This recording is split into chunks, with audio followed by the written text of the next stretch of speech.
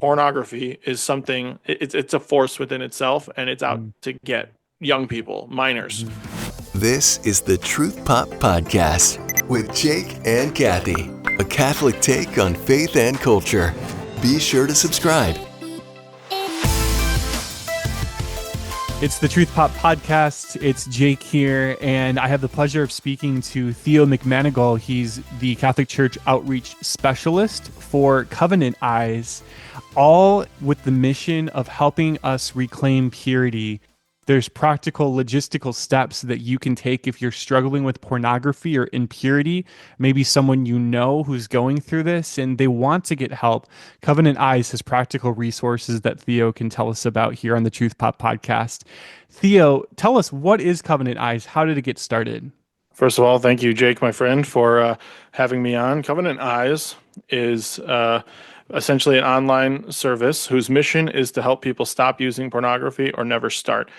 Covenant Eyes started in the year 2000 by a wonderful man named Ron DeHaas, who basically he wanted a way to protect his own children from this issue of pornography, and so he consulted with an IT guy in his church to help create this accountability system, and then he realized, like, oh, I could make a product out of this.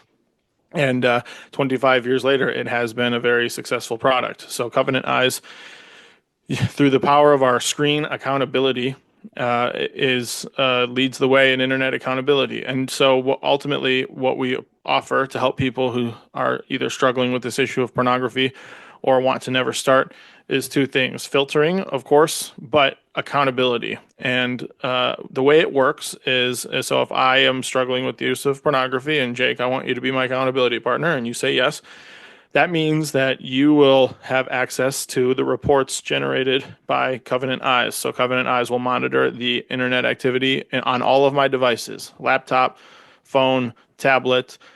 It doesn't matter if it's Apple or if it's Android or any kind of phone. All of my devices, I want to install Covenant Eyes, and then Covenant Eyes screen accountability will take regular screenshots, not in an invasive way. Like if you take it on your phone and you see the flash or whatever, it'll just be taking screenshots in the background. And if it detects anything questionable, it will let the accountability partner know very quickly that hey, that the user is going down the wrong road, and then the accountability partner can reach out and have a conversation. Also, the accountability partner and the user can have an agreement that you can see the activity get an email every week, every 2 weeks, whatever it is.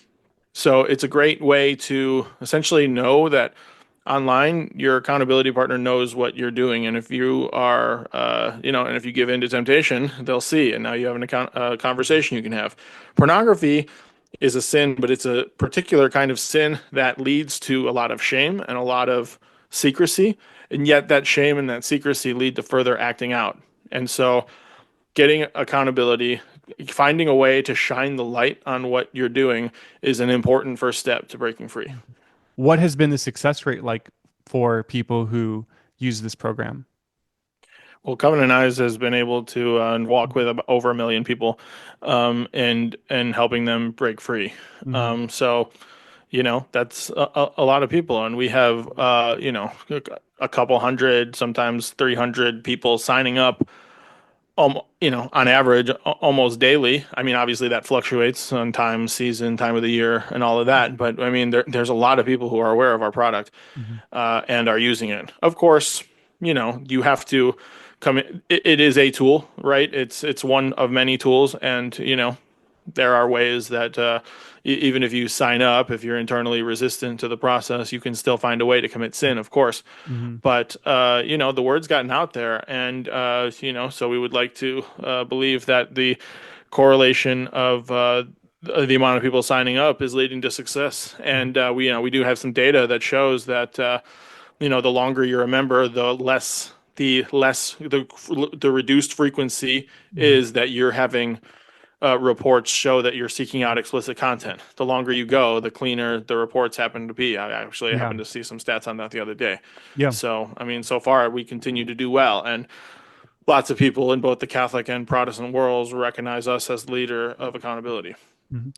Yeah, and I think unfortunately, even among the Christian community, I would think the statistics for online pornography addiction is probably, it mirrors that of the culture, right? So we would like to think that we're insulated as Christians, as Catholics, that we don't have this problem, but original sin, and we fall into lust. And I think that one of the difficulties is that we live in this culture right now that just penetrates us with constant temptation. It's the entertainment that we consume. Can you speak into that? Especially as we're getting into the Lenten season now, what kind of choices does someone need to make if they're struggling with pornography?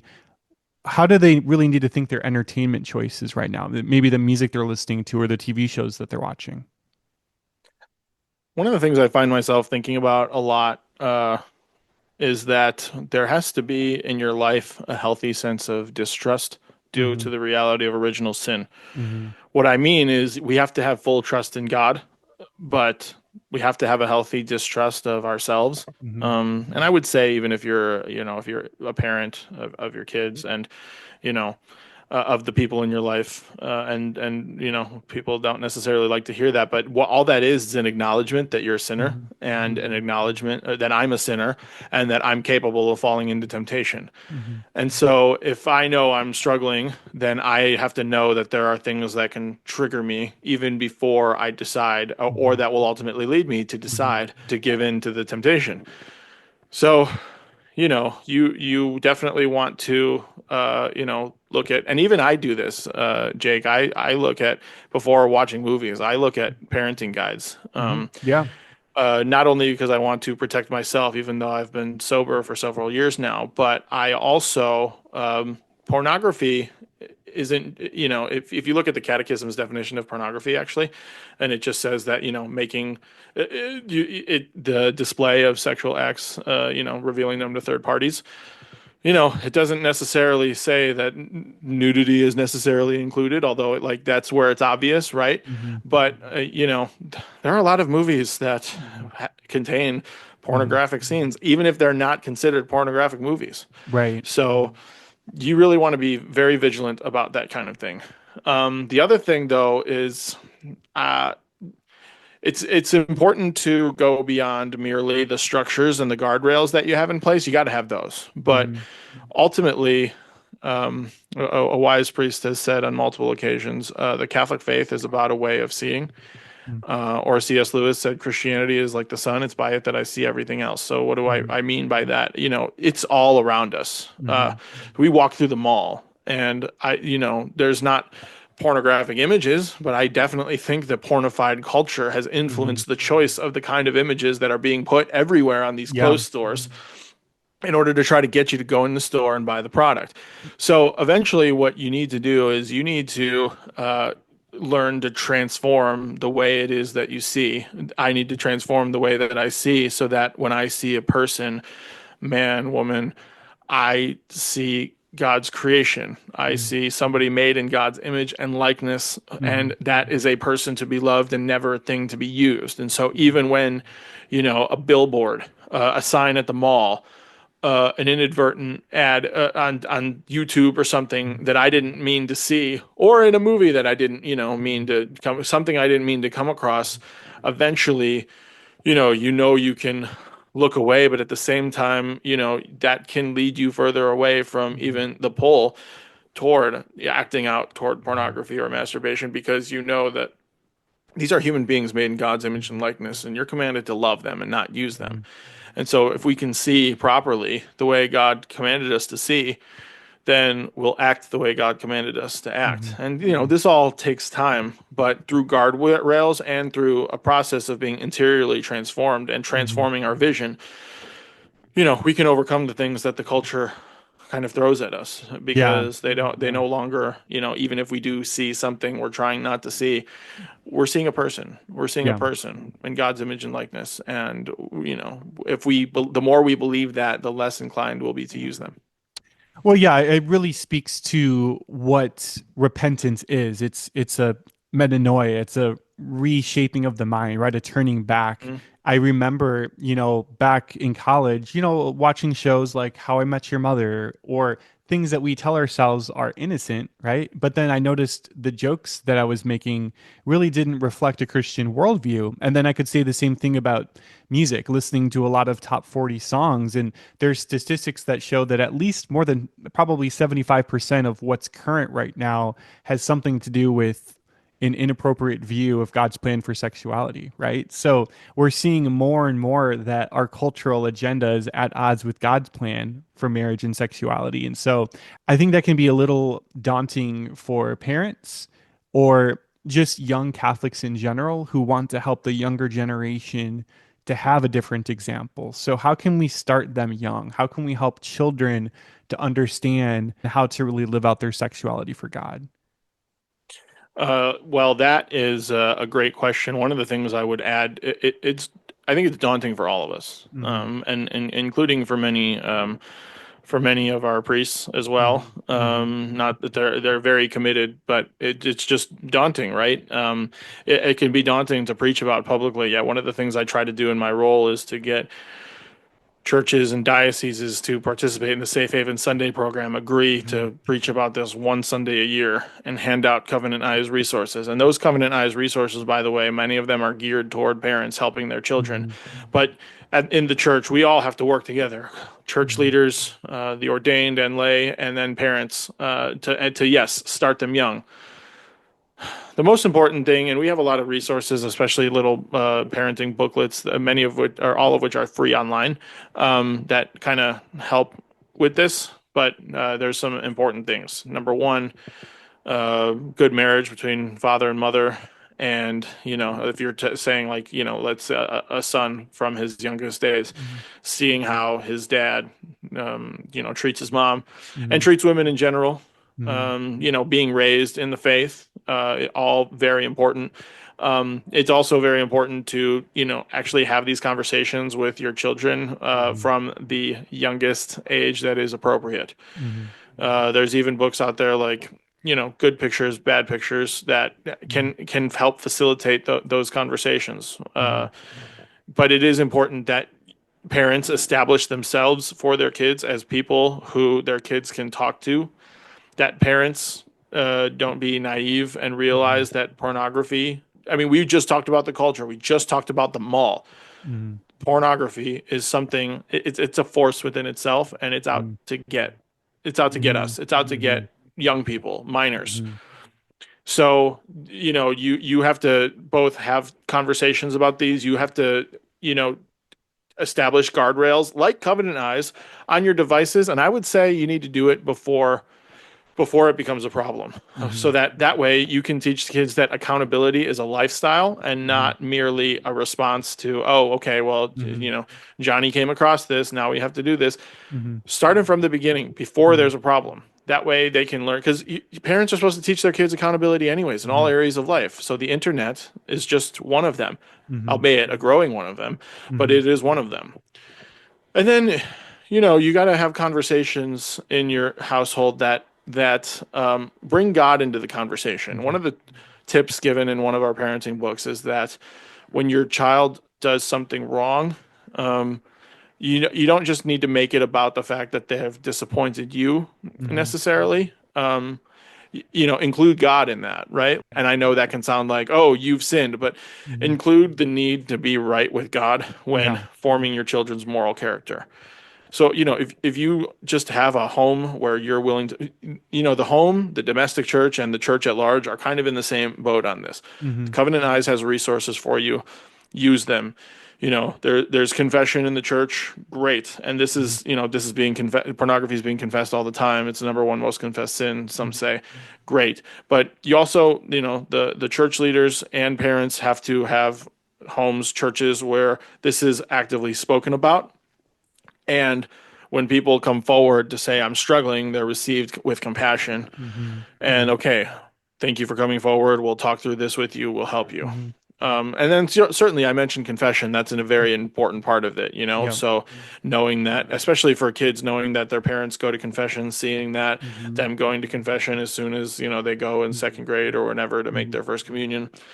One thing I would add is that I think for the struggler or the addict, you need more than confession, because confession at some point could become part of the cycle of Sure. addiction that you do, that after you fall, you feel the shame, you go to confession. Oh, I feel a little bit better about myself. I'm not reducing confession to that. That still doesn't make it bad. It just may not be, I mean, how many of us have confessed the same sins over and over and over again, right? Right, We want right. to get serious about this. We need more. So, but as far as starting them young goes, I think, I mean, man, if you have a good father and a good mother, that's a big deal. That's a big deal. And so for us who, for those of us who are parents, and for those of us who are in a position to be influential to young people, man, we got to see that as a calling and do our best at it. Mhm. Yeah, and I totally agree with you. I think confession is foundational for getting right with God, but to avail ourselves of any grace possible. So just like sitting in front of adoration in the Eucharist, Hmm. and allowing Jesus to heal us, and praying the Rosary, right? So looking to Mary and her purity. There's so many options for us to receive grace in the Catholic Church, and of course the logistical step of getting Covenant Eyes and having that accountability partner. How can people reach out to Covenant Eyes and get started if they know they need help right now? Covenanteyes.com. Once you get to the website, I'll tell you the website is very thorough. Mm-hmm. And there's a lot of really good free content on there. We got a blog, we have a podcast, we have lots of free ebooks Mm-hmm. for people in different categories. So if you're someone who is accountability partner for somebody else, there's a book for that. Mm-hmm. If you are the spouse of somebody who is using pornography and you feel betrayed, we have some books for that. If you are a user, we have books for that. If you're a parent, we have books for that.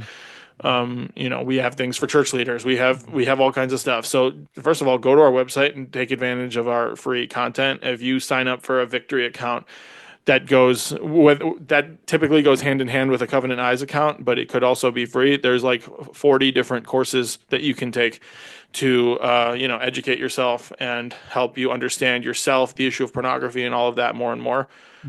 So you use all these free things. But once you go to Covenant Eyes and you're ready, you click that Get Started button and you're ready to sign up. It will take you through a process, and everything is very, very self-explanatory. And then once you sign up, if you have any issues with the software, our member care team is excellent. So call. The number is right there. Call or chat or email. We have a wonderful, wonderful team at Covenant Eyes, and everyone plays an important role and is there to help. CovenantEyes.com. And Theo, I just want to thank you so much for the work that you're doing. It's important. And speaking back to what you said earlier, I think is really important that there's that sense of shame or secrecy that I'm a horrible person. So it's a matter of separating the sin from the personal identity. And I think maybe someone needs to hear that right now, that if they're in the thick of pornography use right now, that God still made them good, that their identity is still in being a son or daughter of God, and that the sin does not define them, and that there is help and hope. And Covenant Eyes here to bring that hope to you if you're struggling right now. So, Theo, keep up the great work. And thank you so much again for the time here on the Truth Pop podcast. Jake, thank you so much for having me. Yeah. It's a pleasure to be connected with you and to be interviewed by you and on this show. You and Kathy keep up the great work with this show, but it's great to be on. This is the Truth Pop Podcast.